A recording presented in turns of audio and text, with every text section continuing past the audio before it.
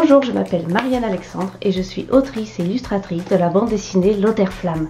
C'est l'histoire de Lothaire et de son chat Chatterton, qui sont tous les deux chasseurs de monstres. D'où venez-vous? Je vis aujourd'hui à Angoulême, dans la capitale de la bande dessinée.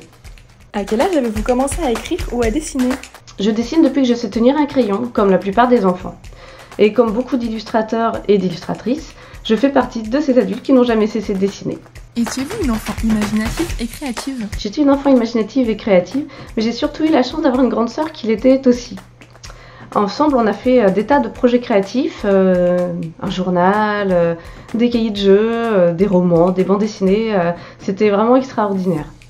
Étiez-vous plutôt roman ou BD? Quand j'étais petite, j'étais très frustrée de ne pas savoir lire, d'autant plus que mes parents et ma sœur étaient de très bons lecteurs. Alors dès que j'ai su lire, j'ai lu tout ce qui m'est passé par la main, des romans, des bandes dessinées, je lisais vraiment tout. Quelles sont vos principales sources d'inspiration? Mon imaginaire s'est construit autour d'influences très variées, que ce soit en cinéma, en bande dessinée, en roman, en cinéma d'animation ou même en jeux vidéo. Graphiquement, je pense qu'une de mes influences les plus évidentes, c'est le manga. J'ai appris à dessiner en recopiant les personnages de dessins animés de mon enfance. Vos histoires sont-elles inspirées de faits réels, d'anecdotes personnelles ou préférez-vous les imaginer? J'aime beaucoup mêler les deux en fait.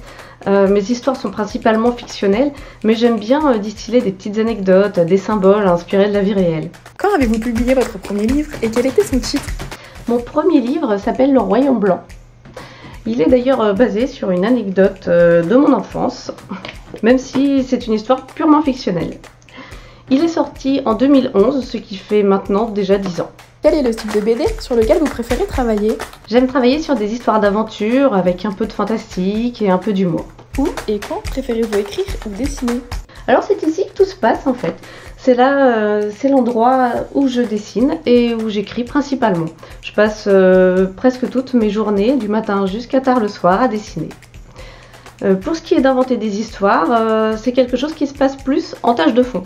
Et dans les moments où mon esprit peut un peu vagabonder, comme par exemple sous la douche ou dans les transports. Quels sont vos outils pour travailler? Je travaille principalement au crayon à papier, sur papier canson pour dessiner.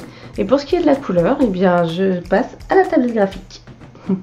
Combien vous faut-il de temps pour terminer un ouvrage? Tout dépend du nombre de pages, mais pour un album BD comme Lothaire-Flamme, il me faut à peu près 1 an, entre l'écriture du scénario jusqu'à la livraison des pages couleurs. À quel public s'adressent vos ouvrages? Je travaille principalement en jeunesse, mais pour moi, je considère que jeunesse, c'est plutôt tout public. Mais je ne me ferme pas à des histoires peut-être plus adultes ou plus ados. Merci d'avoir regardé cette vidéo. Au revoir et bon salon!